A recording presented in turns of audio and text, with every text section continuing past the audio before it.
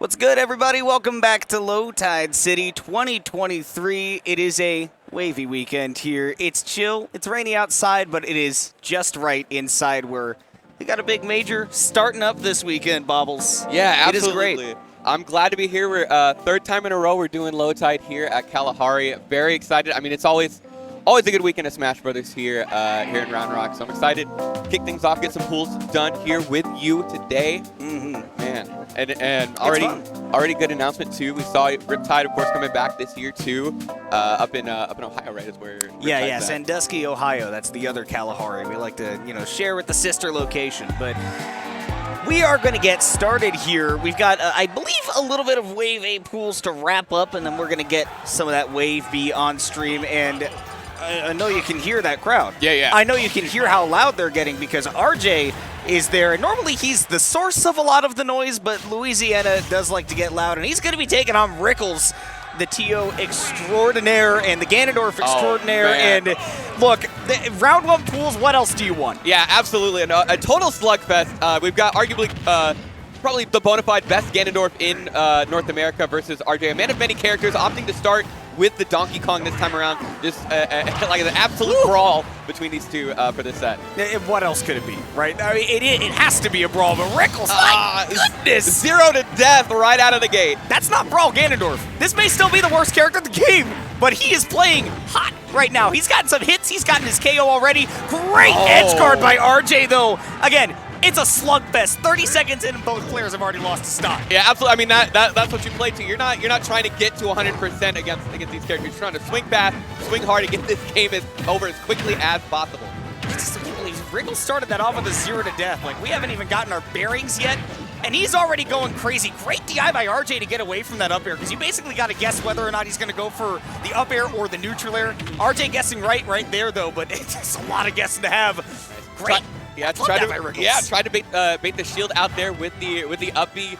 RJ kind of wising up to it and just trying to find his way in. That Ganondorf Nair surprisingly good at stuffing out a lot of your approach options. It is actually one of the best Nairs in the game. Like, low-key, it's real good. Great tech by RJ. Probably going to lose his stock, but Rickles is not able to get in position, and you are gone. Yep. You are gone. He was dead. He just went straight off the side of the map. He's like, I know where my fate is, but counters back, dash attack to even it straight up. These guys are answer for answer here in this first game. And if you're playing Ganondorf, you really got to take advantage of that invincibility, because it's one of the few times where you can safely approach your opponent. My God, RJ can't get away from him. There's no approaching. He's never been out of his threat zone in the first place. How does Rickles do this? I know. I'm surprised this Ganondorf in hot pursuit so far.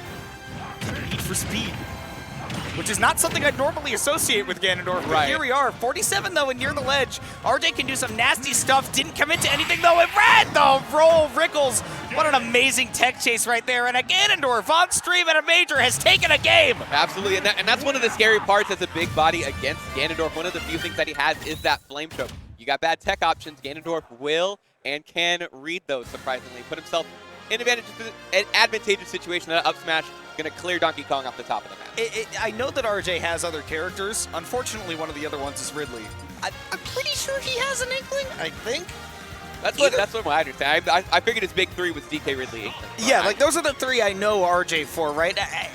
And I gotta think, like, maybe the Ridley comes out, because my thought was, right, okay, you're still a big body. Ganondorf's still gonna be really scary once he hits you, but now you're making it exponentially more difficult for him to hit you in the first place. Oh, absolutely, and I feel like that offstage is even better, right? You've got your neutral beat, your Cheeto Puffs, so you got the F tilt at ledge, also very, very good at two-framing that recovery, so we'll see what he can put together here. Down tilt even, getting a little bit of action. Nasty! Yeah, there's nothing Ganondorf can do. Like you were saying, go off stage and you're gone. Rickles led off game 1 with the 0 to death, and RJ says, I can do it too. Yeah, we're good. A nice raise there. Side B going to take him all the way, no match there.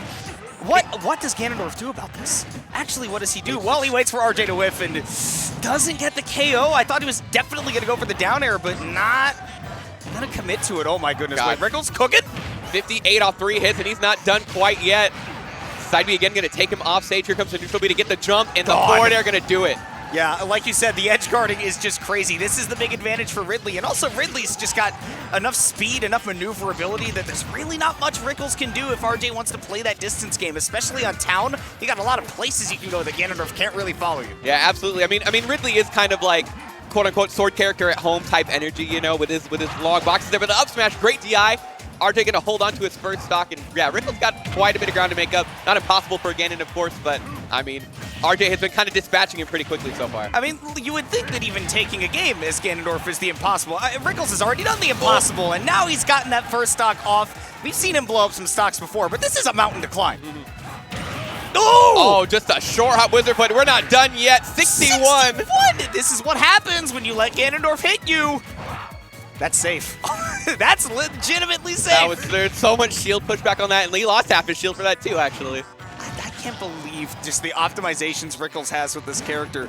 Definitely leading the metagame right now, but RJ's got him off stage. We've seen the danger that presents, and just the tiny baby hit of the... He hit Ganondorf with the Tipman. That used to be his thing. Look at that, and that's how you know Louisiana is here to show out and show hard for their boys, because they just popped off for Ridley edgeguarding Ganon with weak Nair. Dude, I think we have half the entrance that we had at LTC 2021, and the crowd is literally twice as loud. Oh, I believe it. Yeah, absolutely. That's the one thing you can always know, especially during pools time, where a Louisiana player is, because you can hear across the venue. You know where they are. There's a crowd, absolutely.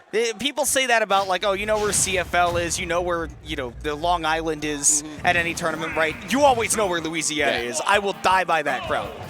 And they will die by their boy RJ, who is... come back from that game 1 loss, switching to that Ridley, dominated Rickles in that game 2, and Rickles is not changing up the stage either. He believes in himself and erroneously in his character. Great air dodge, but you're gone. All you gotta do. Goodbye. Unfortunately, the neutral B was nothing more than a street. Oh, you're actually dead. You're actually dead. And I was talking about RJ. He's Rickles' pick. He got a little bit too much of the sauce on that one there. Overextended, and Rickles made it back, and now it's an even game. Yeah, you're gone. Ridley can make it back. These stocks are flying off the table. This VOD is going to be so short. And there we go. The one more stock chance coming out here. Rickles trying to even the score up. Got RJ in the back foot. No, he missed his short hop. He meant to short hop and down there, but he got the full hop instead, so didn't have enough time to get the punish. Great air dodge back.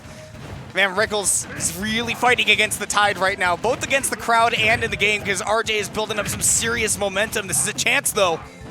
Yeah, he still has RJ with his back to the ledge. These Nair is doing a lot of work right now. 87%. He's still in a lot of danger. Crank that up smash, and we could be seeing an even game.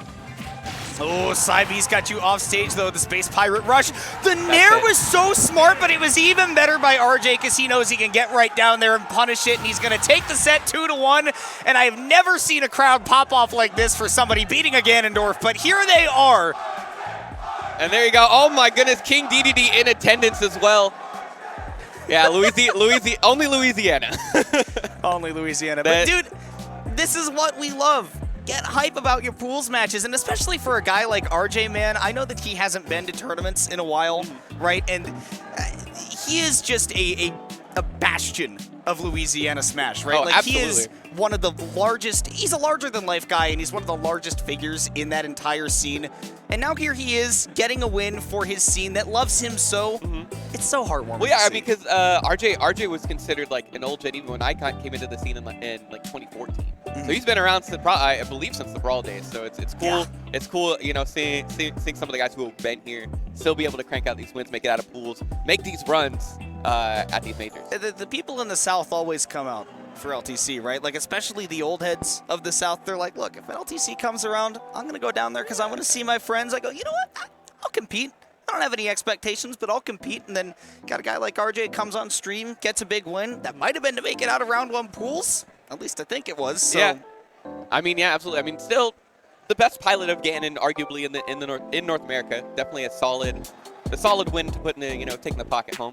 I love that you specify North America because I can't think of any other Ganondorfs, period, off the top of my head. Right. But there's got to be like one in Japan, well, right? That's the thing. That's why I want to give, I think Golden Week last year has kind of helped opened our eyes to, like, man, there are some sleepers in Japan. I believe there are even sleepers in other countries. I think Mexico probably has a lot of, So I can for sure say he's the best in North America, but I don't know. Maybe there's some legend out in some faraway land. There's gonna be some like random Ganondorf on Elite Smash or something too that you run into, and you're like, get cooked.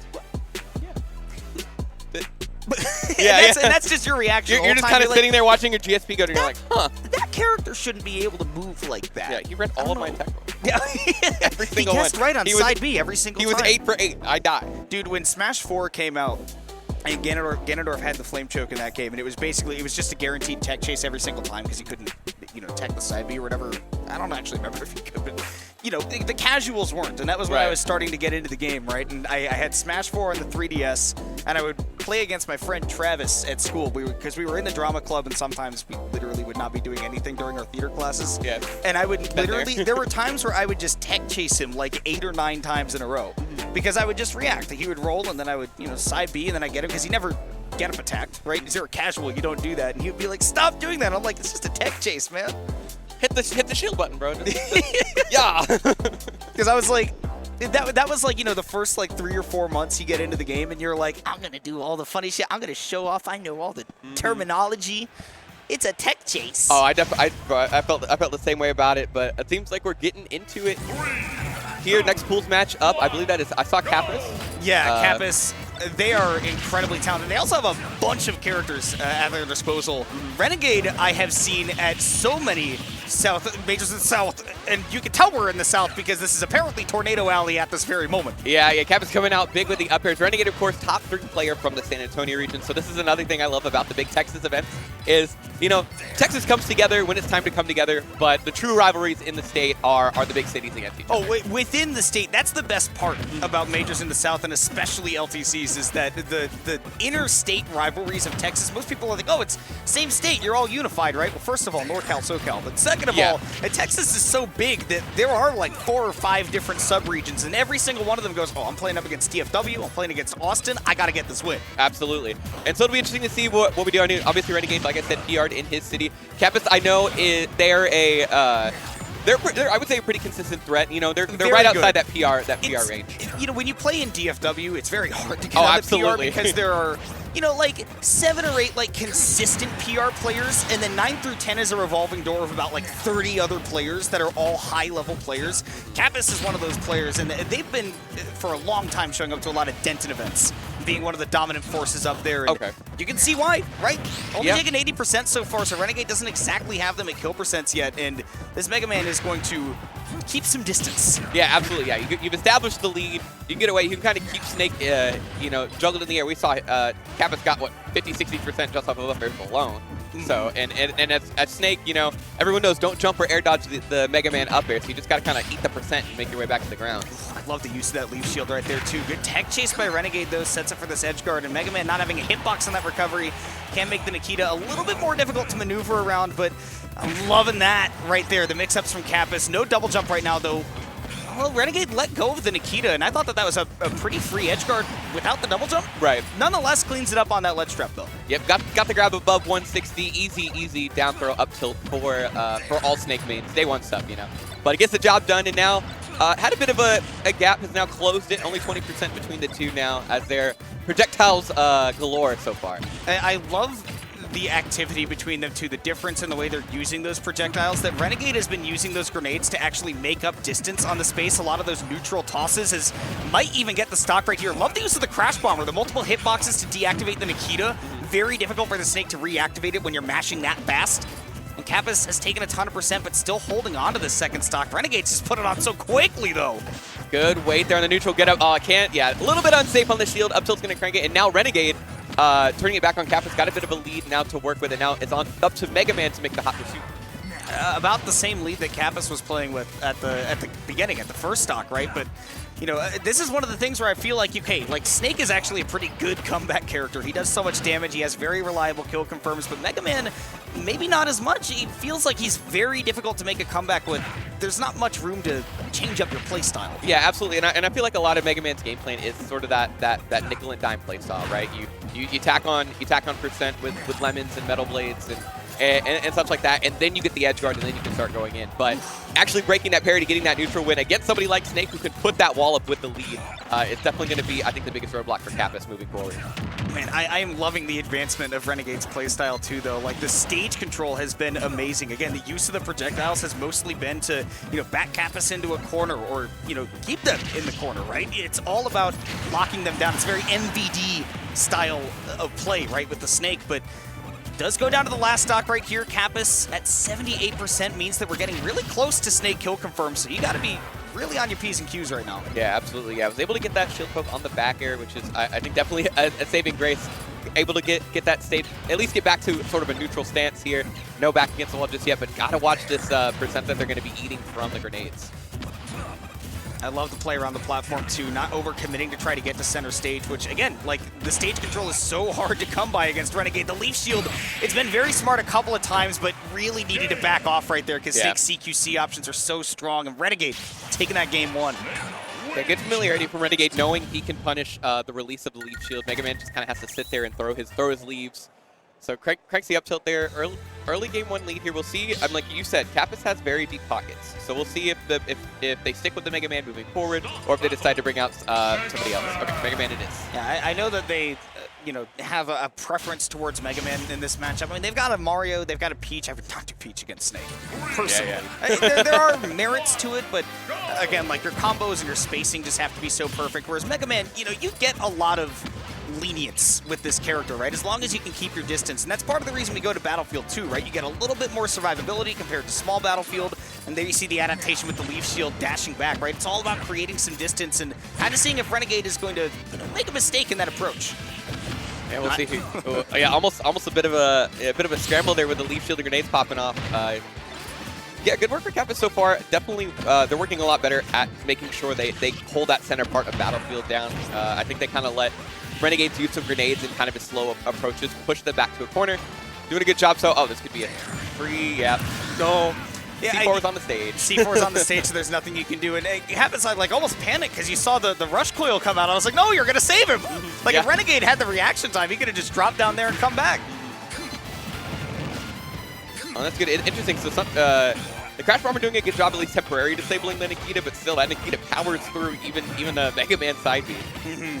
And again, it's all about the Nikita will get deactivated by a hitbox, but you can reactivate it as Snake if you press, I believe the shield button, right? It'll bring it back. Most people just say L because that's the one that's easiest for a Snake player. Right. Oh, no! Like you said, don't jump. Don't jump, don't air dodge. Then good discipline from Renegade there.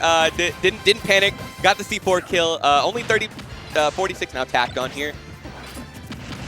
Ooh, that was really smart by Kappas too. Recognized that they caught the grenade and they went, okay, I'm just gonna grab the ledge. I'm invincible. That'll blow up, and then I can easily get back on stage after. Yeah, Daisy chained it into the other grenade that was sitting on ledge.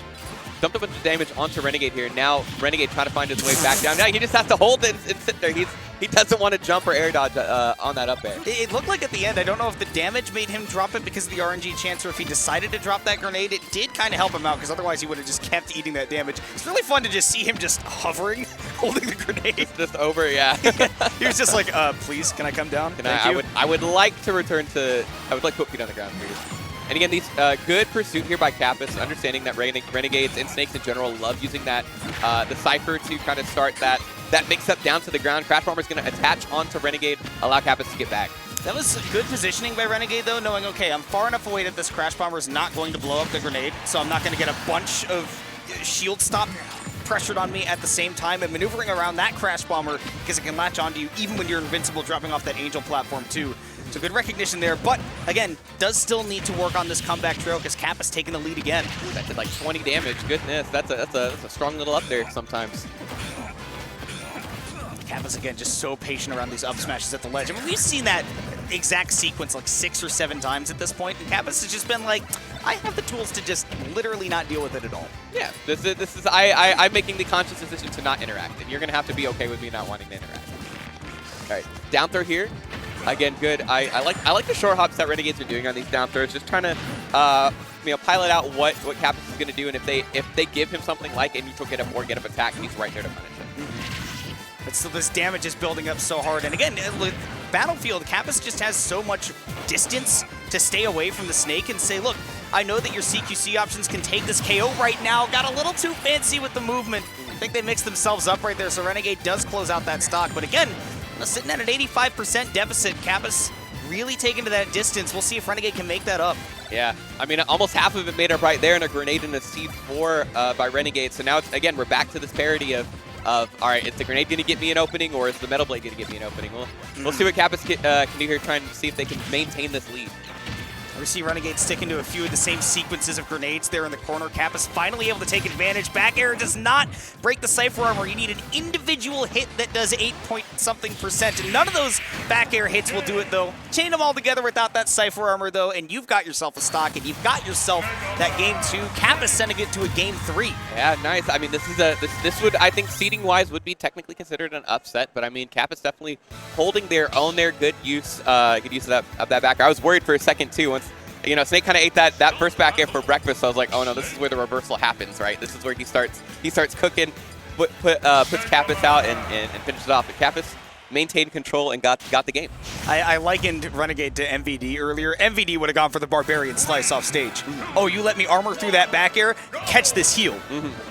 Yeah, the big old drop kick from the ledge, absolutely. I would have loved to see that. I love that we're going back to small battlefield here too as well from Renegade. Like, this is a great pick for him. It's one of those weird matchups where you're like, okay, as Snake, I really need to be up close to my opponent. That's one of the things that makes him such a good character, ask Apollo Kage, that he can play at any distance, right? And that's exactly what Renegade is taking advantage of, saying, okay, Kappas has been really, really good at that long distance. It's been hard for me to get in, but they've been a little bit weak in the scrambles, and that's what he's trying to take advantage of. Yeah, absolutely. And everyone who's played the Snake knows that Snake has just as good as normal as he does specials. Frame 4 down there, big long-lasting hitboxes in his nairs. His nairs, back airs, and up airs. Like, there you go, just ate about 20 damage off of can. Frame 6, by the way. Yeah. Like, that's frame 6 out of shield. What am I saying? Like, that's actually even faster. Yeah, it's a crazy move. Yeah. Horrendously good move, but it works. Still has a bit of a percent deficit there, but never mind. Yeah, I like the use of it. And this is something that we didn't see in game 1 too, right? That Renegade was not confident in sticking out the Nikita, right? Kind of disengaged it early, but now is being a little bit more proactive with it. That time needed to disengage because Kappas went high, but again, quick, strong moves. That is what Snake is all about. Absolutely, and unfortunately, that up tilt, not something you can grab. And so Kappas tried to punish the first up tilt with the grab, and every Snake, once they see the grab, they're like, cool, I get another up tilt for absolutely free. Thank you for the stock. If there's one thing that Snake loves to just feast alive on zoners, I mean, most characters, but zoners especially, it's, are you bad in a scramble? Okay, here I come. You better get ready for it. And that's the big thing that Kappas really needs to work on is, okay, I'm in a scramble. Do I have an opportunity to mash out an aerial and hit the Snake for trying to continue his combo? Or do I just need to try to vie for positioning? Which, again, Snake can chase really, really well. It's a hard decision to make. Yeah, absolutely, and Mega Man can't necessarily match in those short CQC scramble situations. You have quick aerials like fair and back air, but I mean they're not really. You still have to jump, throw the move out, and you're not going to win against whatever Snake's going to throw out in response. And they cover really specific zones too, right? Like there are a lot of blind spots in Mega Man's quick aerials. I mean, aerials in general, like Mega Man suffers from a lot of blind spot-itis. And that's why this positioning has been so key for Kappas. Renegade taking to the skies for that recovery. Again, set up for that scramble, but didn't commit to anything off of that spot dodge. So Kappas quickly correcting course. They get that back throw. We are 2 stocks apiece in game 3. And that's good. Only let 51% tack on. That was good too. Yeah, like we were talking about the blind spots. I think Kappas was a bit hesitant to want to throw out just a box. Was waiting for the option from Renegade. Got the grab for it. And that's why Renegade waited on that last one too. You saw that exact same interaction right there, but without sort of the panic of I need to take this stock or I can do it with this back throw. Kappas went right back into the shield, right back to the defense, and that's what Renegade was expecting when he lost that last stock. I don't think he wanted forward smash. Yeah, I don't think so either. I'm gonna assume F tilt. I mean Kappas has been kind of spot dodging a lot more in those in the CQC now, so maybe trying to catch one of those. But yeah, you don't just pull that RPG out for no reason. No. Lee Shield setting up into the corner. Renegade got Kappas back in the corner. Metal Blade saving them the pain of having to deal with all of the... That's so many spot dodges. I know, that's terrifying. Okay, nice. Just ops to the edge guard here. Doesn't want to go for any down throw read quite yet. Woo! Again, Kappa's coming off the ledge has been so good this entire set. I know, they've been a lot more aggressive compared to the first 2 games. I'd be mad as hell. I'd be like, just let me connect a hit. I know. I'm full. Like, I can't believe that, like, Snake's ledge trapping is so good, and yet there has been no recourse for Renegade because Kappas has just got all of these flowcharts memorized. Yeah, not really any Nikita edge guards, nothing really quite at the ledge. Kappa's staying alive up until that point. Now Renegade's sending them to the last stock of their winner's bracket, potentially, if they can't seal this out. Back air doesn't connect that first hit, so Snake's back air is actually going to be the one that comes through. He's like, yeah, it's still my turn, actually. Good try. That is the epitome of Snake. It's actually still my turn. Still my turn, yeah. That's what would be written on his gravestone. Disney, an absolute Disney fast pass of a character. Like, no, I still get, no, we're still on this ride. Hold on. Grenades once again taking back center stage. Kappa's starting to get quite a bit of damage racked up on them and on the ledge as well. The Crash Bomber not available to stuff out the Nikita either. They really need to get this KO like now-ish. Yeah, you can start to feel kind of this sense of urgency now with you know, last stock of the set for Kappas at 80%. Backer's going to do it, so we're good. Last stock. You know, we're on a last stock situation, absolutely. We'll see if Kappas can again continue breaking it in. Got to tack this damage on. It's going to be a lot easier for Renegade to find a kill in this situation than it is for Kappas. You know, I would not say that there is a good chance of a timeout, but if Kappas really buckles down, there is a chance that that could be a win condition for them here. Absolutely. We are at about 150 left on the clock, so it's definitely not out of the realm of possibility, but it's definitely going to be probably going to be on Kappas to break in and get this damage to get the kill. It's just so dangerous to try to play for a timeout against Snake in particular, because once you get to 160, all he needs is a grab, and then the game is over. Yeah, absolutely. Right? So I feel like if you're Kappas, again, it depends on how confident you are in your spacing and your ability to build up that damage. Only 90 seconds left in this game, and you can see that Renegade might even be playing to that win condition too now, because he's starting to get a lot more passive with that stage control. He's not trying to shove Kappas into a corner. He's saying, don't get into mine. Yeah, absolutely. And I think in the kind of menial damage department, Snake is going to kind of win in situations like that. Kappas does have Renegade kind of slightly on the back foot, stuck on the platform, trying to get back down to the ground here. Oh, backer! This could be a really big setup. This actually could go to time. Yep, 1 minute left on the clock now, and Kappas is just all of a sudden we're in striking distance now. So careful with the landings, because you know that one up tilt is all Renegade needs to finish it. Looking out for that up smash, but Renegade didn't want to try to follow up after it. This game's getting real close. They're both the kill percents. Yeah, up air again. Renegade still trying to find his way back down. Kappas, starting to pepper in these forward smashes to try and catch Renegade looking.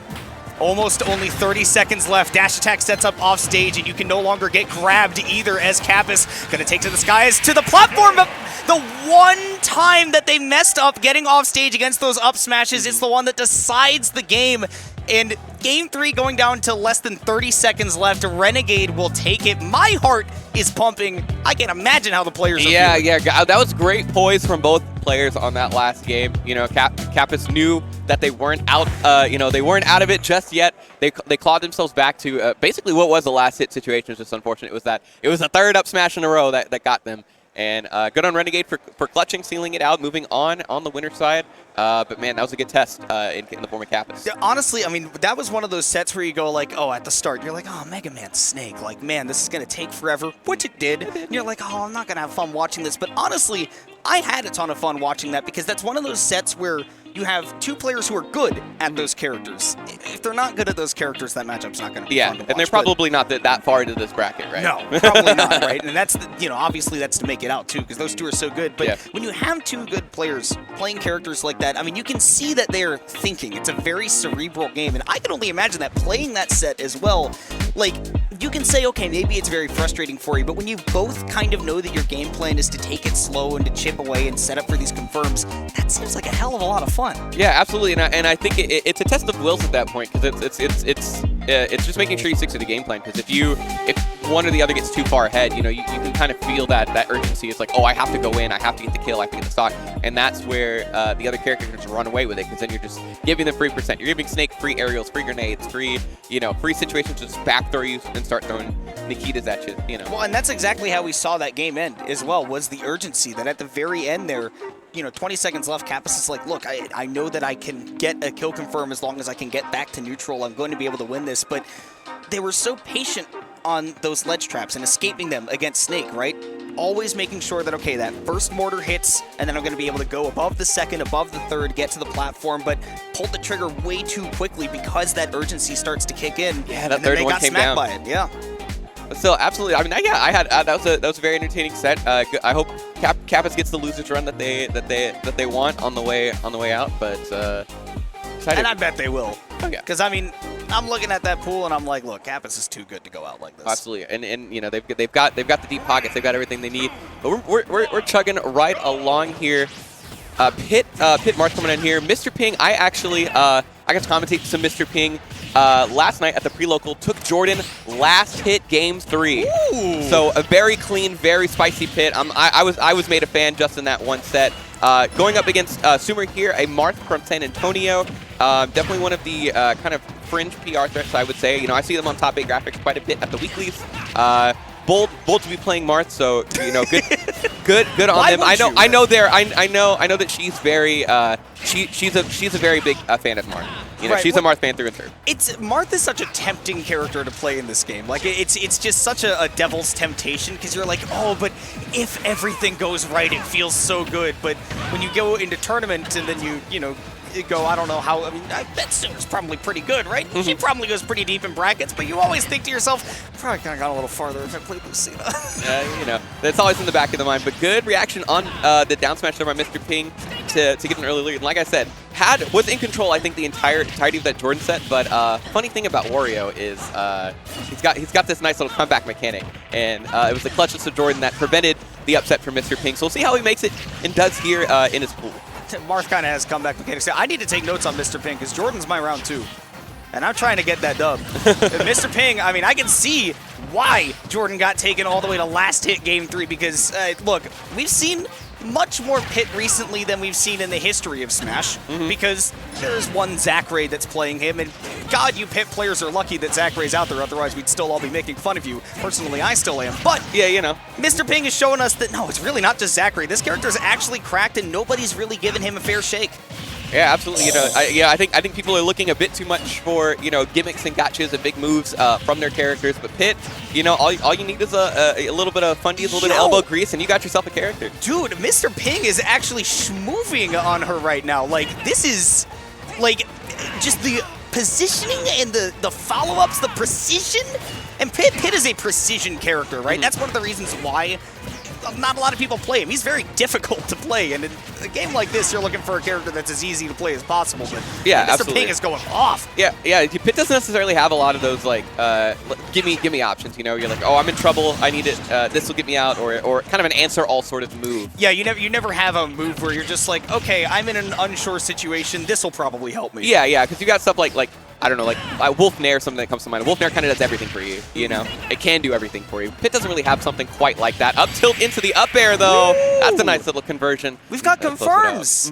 Pit has kill confirms. We're living in 2023, Baubles. I'm watching Pit not only in Japan, where I would expect it, but here in North America as well, doing things that other characters can do. You know, it only took us 4 years. It only took us 4 years, but Pit is on the board. Pit is on the board. I'm really impressed with Mr. Ping. Yeah, it'll be interesting to see how Sumer adjusts to. You know, it can be kind of drawing to play against an unfamiliar character, especially at that level, right? I know they have Brawley, who's like semi-active in San Antonio, but still, Mr. Ping kind of moving right now. Really, I kind of want to think about this matchup too, because these are two characters that, in my mind, actually, in theory, play very similarly, right? Where I was talking about Pit being a very, you know, precision-heavy character. Marth is definitely that as well in this game. Mr. Ping's going for the 360 no-scope. Like, Marth kind of has the same game plan, but Pit is even more reliable than Marth is, and even has like a few more pretty reliable neutral tools, right? You got the extra double jumps, you got the neutral B as well, the Palutena bow. You got a lot going for you in this matchup, I feel like, as Pit, and you've really got to rely on those big moments as a Marth, and Sumer wisely backing off of that side B. Yeah, absolutely, and that's the unfortunate part, right? Is like you kind of have to bank on your tippers, but they're still like, even after some buffs, they're still relatively inconsistent. They made them so small in this game. And look, it's always a sad time when a Smash game has a bad Marth. Yeah. I think that a good Smash game should have a good Marth. Absolutely, you know, and I think it's just such a staple. You just assume Marth to be very good. Yeah, he's like Fox, right? Where you're like, he'll at least be able to do something, right? Right. He's almost as much more of a Smash character than he is a representative of his own franchise, you know? Much like Fox, Yeah. Falcon as well. No, rest in peace, Brawl. Yeah. But here we go. I mean, again, Mr. Ping, building up that damage and getting that first stock pretty quickly. Again, with the confirms, and that's part of the problem that Sumaira's had is that she's been able to build up the damage pretty reliably, right? Her neutral's actually been very good. But this is the problem with Marth, is that they heard the term Marthritis in Melee. They were like, oh, like the Dreamland, that's funny. What if we made that his whole character? Yeah, what if we just program that into the game? He has no confirms, and you have to get really lucky on your forward air hit, like, or something like that. Yeah, forward air, like you got to get an F tilt or an up tilt, something to kind of tip her. Sumaira's doing a better job too. I think she's respecting Pit's options a bit more and kind of trying to figure out like the sweet spot where she can kind of play her game. It could be a matchup familiarity thing too, right? Because I'm noticing that as the set goes on, Sumaira's spacing has been getting even better, and that is the crack of playing Marth. You get that tipper on any smash attack, and you're like, oh, I gotta do it again. It's such a good sound effect, man. It feels so great to hit. It's the same thing that they give Ike's hits, and Ike is huge in this game. Yeah, and it's not just an engage thing either. No. He's just huge. He's just a large man. Yeah. And maybe not in the first game, but ooh, I like the idea to try to drift back, but even better by Mr. Ping to cover the ledge, and you are gone. Hits edge guarding is so good. Yeah, good response on that bit of an overextension by Sumaira. She kind of evened it back up there for a second, but Mr. Ping just kind of showing that how you play Pit here. You get your win, you close it out, and now just tacking on more damage here. Sour down here into the fair and not letting off the gas just yet. Yeah, man, Mr. Ping, bailed out of that edge guard a little bit early. There's the tipper. It's crack. It's 87 after hit. You know, sometimes, you know, Marth can jump 40 characters in the tier list within 3 seconds of in-game play. It's kind of like how people are like, okay, like what if Joker had Arsene all the time? What if Marth only hit tippers? Right. Like, if you always hit tippers, you're going to go crazy. Love the recovery. Sumaira's been showing such good fundies in this game, right? The neutral has been amazing. All those things like playing the disadvantage, even like not being pretty reluctant to just land with an aerial all the time, not giving Mr. Ping free openings there either. She has been very poised. Yeah, absolutely, and you know, we're as close can be right now. You know, only 30 damage separating the two, but these tippers are starting to land. Like tipper back air at the ledge could finish this. Up tilt up air, not going to confirm. Maybe a little bit too much rage. Maybe not enough percent on Sumaira. Good stall with the side B. Going to take a couple of those hits to guarantee that you can get that low recovery where Pit can't edge guard you. That's smart. Yeah, absolutely. Good discipline too to hold on to the jump. And you know, because I think if she burnt it there on the arrow, it'd be done. But we've got tipper back airs of our own. For Mr. Ping's going to close it out 2-0. Good adjustment there by Sumaira on the second game. But Mr. Ping kind of held it down at the end. Yeah, she definitely looked very impressive. But, I mean, yeah, Mr. Ping, like we said, kind of schmooving that whole game. And again, game 2 slowed down a little bit because I think Sumaira made some great adaptations. The spacing got a lot better as that set went on. But that game 1, man, from Mr. Ping was so impressive. Seeing, okay, Pit has combos. Pit has confirms. You can actually say, I'm going to hit you with this, and I'm going to take my stocks. You have win conditions. Yeah, it's a character you have to respect, and it'll be interesting. Like I said, I told you last night, Mr. Ping already made me a fan of his play, so I'm excited. I hope he makes it far. Moving forward, good luck to Sumaira in the loser side as well. Always nice to see underrepresented characters get some action on the stream. And we got to see both. We also got to see a Ganondorf earlier, a Ridley. Like, we've been getting to see quite a few underrepresented. It's Snake not so much. There were a lot of snakes. A lot of snakes. Yeah, I've seen Barnard's list. I know Snake's pretty high up there. Shoutouts to Bernard's Loop and Mr. Twister, by the way, for being the two people that are like, look, not a lot of people pay attention to what's going on in the South, but we are always going to post it. Absolutely, yeah. They're doing a lot of work, not just for Texas, but for the Greater Smash scene as a whole. I know Mr. Twister holding down a lot of the Mr. Twister, Austin native, by the way, holding it down for. Is here, I believe, this weekend as well. Yeah. Holding it down, you know, I'm sure, you know, we need to give that man his own little corner so he can make his Reddit threads. Yeah. That man holds that, that man puts that subreddit on his back. Put him on the staff Wi-Fi. Yeah. He needs it. But much like Pit needs it, whatever it is. But apparently he got it. Yeah, he's got it. It's got, I don't know what Lady Palutena's got going on over there, but gave it some of it to Pit finally. Cooking it up. I'm looking over at the Melee stream right now because I think I see, I don't know if that's a Mario or a Luigi, but I definitely see a Plumber. I am shifting my focus. It's back over here. Back to the Ultimate stream because I see one big pink. That's a very large fuchsia, you could say. Quite literally the artist formerly known as Prince. Yeah, yeah, actually, yeah. Actually, the artist formerly The- known as Prince. You'll be on commentary on Sunday as well. By the way, he's enjoying the event here today on Saturday. That's my one. That's my one sad thing is when I look at the commentary schedule this year, the streak has come to an end ever since my first low tide back in low tier, I should say, in 2017. Every year I've had a block with Prince, but You two had the me sword fighter drinking glue. We did have that. And ever since that, I was like, I'm gonna put you guys on a block together literally every time. But we've got Big Pink going up against a Firefly, a player that I'm unfamiliar with, but not a character we're unfamiliar with in that Rob. Big Pink as well definitely has faced quite a few Robs playing in DFW, kind of the land of Rob. Absolutely. You know, Austin's the one with the Tesla Gigafactory, but all the robots seem to be up in the DFW area. Thank God we don't have a Tesla factory in DFW. You know. I still see too many of those damn things on the Oh, streets. let me tell you, it's an infestation here in Austin. But I feel so bad. Oh, you're gone. Farewell. Well, and this is part of the problem for Puff, is that if you do start to get juggled, Rob can absolutely chase you up there pretty much forever, and you got to really work to get up to those points where your confirms are going to start confirming for Puff, right? Absolutely. I mean, but we've seen Pink definitely has those tech chases, those confirms on lockdown with the Puff. Absolute hot pursuit. They're going very, very deep off stage. Tyler, what are you doing out there? Yeah. Please come back. What is he? Please come back. We need you over here. Hold on.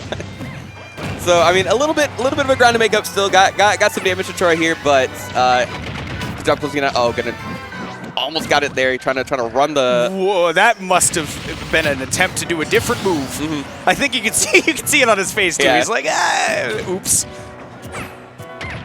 Big chase there. Okay. Dude, getting that pound on Rob's shield is, I think, honestly one of the biggest things in this matchup, because then you can just shield poke him with anything. Because it does not cover most of his body. No, you just need a slight tap, and you can start shield poking Rob through there. One of I think the few flaws of his character, you know, obviously being his size, but that I mean, getting shield poked by anything and everything. Oh, check chase. Okay. Yeah. See Firefly getting ready for that, and I love that Firefly has looked very prepared for many Puff things. That is exactly what I was going to say. The preemptive commentator's curse, we're linked right now, because Tyler knew. He was like, all right, well, here's my confirm. Uh-oh. Wait, why am I freaking out? It's Rob. Yeah, it's Rob. I heard the crowd shouting, and I was like, huh? Yeah. In my mind, I was like, can Puff do something here? Like, I don't know this character enough to say for sure. Right. Oh, 122. The aerial drift of Pound keeping Big Pink safe for a little bit here, but one hit away from demise for this little puffball. Gyro in hand as well, but great maneuverability. Running out of jumps here, though, so this is really scary. Roll out onto the stage, and Big Pink very lucky that Firefly did not just take that hit, because that could have been the end. Nair not quite doing it. I very seldom do I see a putt live to 170, but we're still holding on at this point. I'm telling you, he's played against some Robs before, getting dragged out by the up air, but too high a percent, and Firefly was going down. Re-grabbing the ledge, though, can't do that against Rob. Firefly taking that game one, but it got close. That was one up air away from being Big Pink's game. Yeah, absolutely. You know, I think got kind of opened up a little bit too much at the beginning, and having to play catch up as Jigglypuff against Rob, it's like you kind of have to bank on those big. Oh, I have to get rest. I have to get like two rest reads in a row now instead of trying to be able to just play a regular game. Like I have to go for these. And Rob in particular is such a hard matchup in terms of playing to your win conditions, because it kind of has to be rest in that matchup, because you don't get crazy edge guards often, because I have to throw in the often because we did see Big Pink go out there for the deepest edge guard I've ever seen. He almost put himself in the blast. Yeah, they were both in the bubble over there. Like I was like, if he just a little too far, he's also gonna get KO'd. Like I don't know what he's doing out there, but he did get it close. But again, playing those win conditions against Rob, it's tough. Yeah. Absolutely, Rob's. You know, we talked about Snake earlier. You know, being able to play at any distance, at any range. Rob's another character that can do that. For some reason, they gave Rob like a bunch of frame down tilt, a bunch of like frame 4 or 5 forward air. Like, you know, he can box as well as he can keep you out with his little gyro and his laser. And I like the switch here to Battlefield as well, because honestly, some of those quick moves are not as easy for Rob to use in this matchup, because they rely on you kind of being grounded, or, you know, maybe anti-airing you, but not in that sort of approach angle that Puff takes, that's sort of like 30-degree, like kind of in front of you, but a little bit above you. Rob does have a little bit of trouble covering that unless he's faring like that. And I think that taking Rob to a stage like this, not only do you open up more confirms for Puff, but the neutral gets a little bit easier too. Yeah, absolutely, yeah. Kind of breaking that. Oh, tech check there. I know that Firefly tried to tech that and did not expect the amount of hit stop.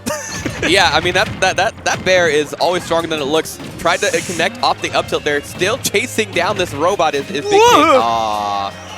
Does he live that? No, he's gone. I love the idea because if he hits that, he's all over Twitter. Oh, absolutely, yeah. He's all over the place, and he's definitely, probably almost certainly winning that game. Not that he's not already all over Twitter. Like, he's in there. You know, maybe not necessarily for puff clips, but you know. No, not for puff clips. It's for different things. 18 plus on his Twitter. But regardless of that, we are 2 stocks apiece in this game, and Big Pink getting pretty close to taking this next stock. I love that setup with the forward air as well. It's not quite a tech chase, but you do follow up with that dash attack and got another ledge trap to your name. And it's been hard for Firefly to get stage control, which, like we discussed earlier, that is unusual for Rob. Yeah, it's pretty tantamount to it. It's kind of hard. I think Rob's good at kind of locking you down in place and like forcing you to be grounded. But it's kind of hard to ground somebody like Puff. Dude, these edge guards I was talking about how the edge guarding against Rob is not usually a win condition for Puff in this matchup, but Big Pink been making it work. Yeah, 2 for 2 on these back airs off stage right now. Got himself a little bit of a lead to work with. We'll see if he can kind of get some extra credit on here. Big extension here by Firefly. Uh-oh. This is just free damage. Starting to run out of fuel as well. Does go high, so you're going to get some of it back. And I love the roll back to center, right? Don't get too aggressive. Just say, look, I got to get my feet back on solid ground. Yeah. Take the fact that you made it back and just roll with it, right? Ooh, and you are not rolling past me. No, sir. This up smash taking you to the skies. 1 stock apiece. Things can go haywire for either side very quickly. Just one big hit for either character is all it's really going to need to kind of close out the second game. You see Pink trying to approach her, get a little bit of stuff there with the neutral air, and fair to fair. Oh my goodness, this man is comboing Jigglypuff. Ooh, getting back to center stage, escaping this Rob juggle, which can be the scary part of picking Battlefield against Rob, especially as Puff, right? Is that landing can be very difficult, and we're going to see Big Pink having trouble with that again. Your jumps are really your only resource to get down. That's your only mix-up. Yeah, absolutely. Okay, good. Yep, good punish there. Just got what he could get on the side B. No! Oh my goodness, that down air so perfectly timed. And again, you don't have anything to quickly snap that ledge. So Firefly taking advantage right there. Again, 2 very close games, but they both go to Firefly. Big Pink is going to have to try to make a big loser's run to stay in this bracket. But that Rob, looking real nice. Yeah, absolutely. Yeah, I saw the sponsor tag Toby Fox fan 4000, probably guiding Fire. The Undertale music, maybe probably guiding him to a win on that one there. But yeah, that's the hard part I think for Puff is you do kind of have to put yourself in the danger zone against Rob in order to close some of these stocks out. Yeah. And usually in that situation, Rob's gonna come out on top. We saw the dare at 60, up smash at 85. I think he was 100 after hit. So yeah, it was like something like that. Something ridiculous. some pretty crazy percents. Absolutely. As you would expect of Puff. But yeah, I believe we're going to go to a quick break. I don't know if I misheard production, but I think that's where we're going next. Okay. And then when we come back, there will be more Ultimate Singles pools ahead of us at Low Tide City 2023. So don't go anywhere. Stay tuned here to BTS Smash. We'll be right back.